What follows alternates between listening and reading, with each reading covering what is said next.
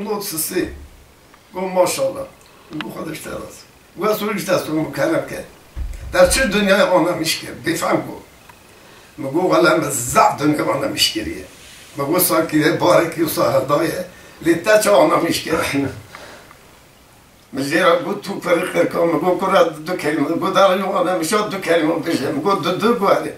مگوش باوی چه اولاد پیچه بیاد باوی پیس اولاد باشی بیاد یه جور هاتیا جور یه جور هاتیا جور گفت هم رزیم نکرد تمام امود کلی شد شما آب ساله که اگه سالش هاتیه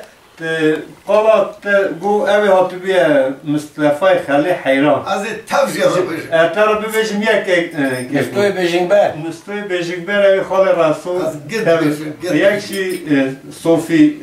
بادت بو صوفی باد فرده بود سینو که بود تگواتی سینو هم چون کار چی خورد برش بیا ببیشه که بود تو یا بر ببیشه جفاظر توی همچنان دعوت عبدالله سعیدار چورشی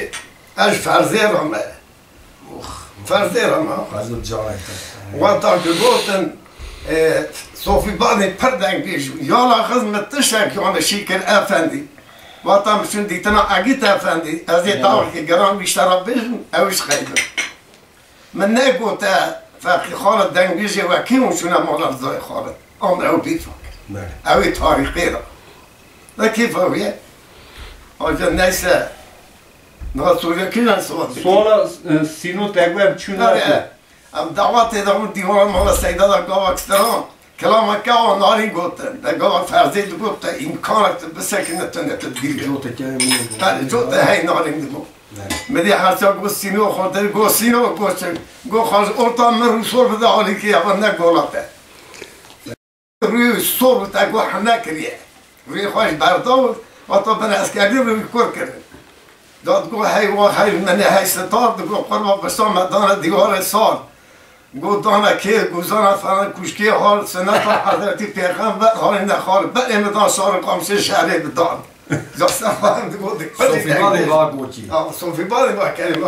با کلمه دگو هی هوار هی ستار دگو قربا امنیم در بعد و شیست پینجار گو پشتان مدان دیوار سال روی پر بردم گو دانه کر گوزانه فران کشکی حال دور سنت حضرت پیغمبر کنو های نخال دست مهیسی گتن برای مدان سار قامشه شهری بدار صوفی بانش پر دنگ بیشو خفرزی رو دام نکن بیرا دنگ نکن آجا که دنگ بیشو خالی من جا اداب بیشتر رو بزن پرشم بیان سر افضال زینی و گلی میزن شابهی پر سینو افضال زینی که آنا اوی اصلا سری را ببیشن تا سری را هر اصلا